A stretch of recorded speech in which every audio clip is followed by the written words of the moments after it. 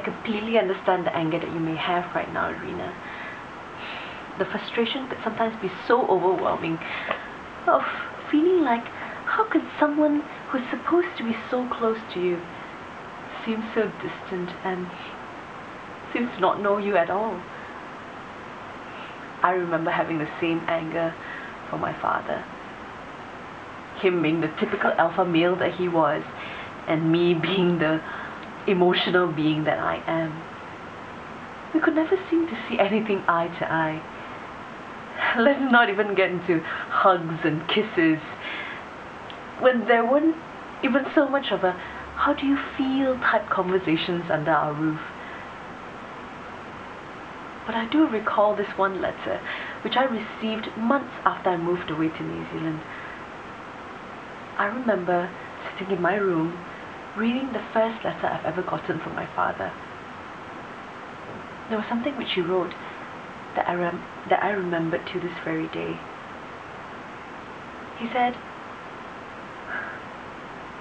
"I sat in your room today, in the dark. I was imagining that you were merely sleeping soundly on your bed, instead of being thousands of miles away." At that moment I realized that no matter how cold a man I thought my father was, the love that he had for me as his flesh and blood should never be questioned. I realized that he cared for me.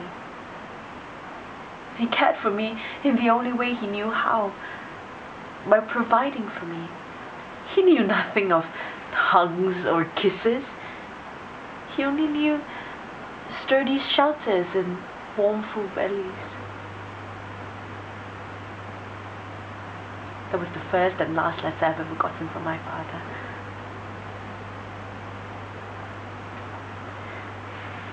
Well, it seems like that's about the only time we have for tonight. Thank you so much for your call, Irina. I hope that my experience will be able to serve as a guide to you as to how you might want to better your relationship with your mother. And if I could part our conversation tonight with a little advice to you is, as cliche as it may sound, but remember to always part loved ones with loving thoughts and words. Because you never know, it might just be your last. That's all I have for you tonight. I'm Illya here, signing off. And if I could, with a personal note, Ba, sometimes I sit in your room in the dark and I imagine that you're merely sound asleep on your bed instead of millions of miles away.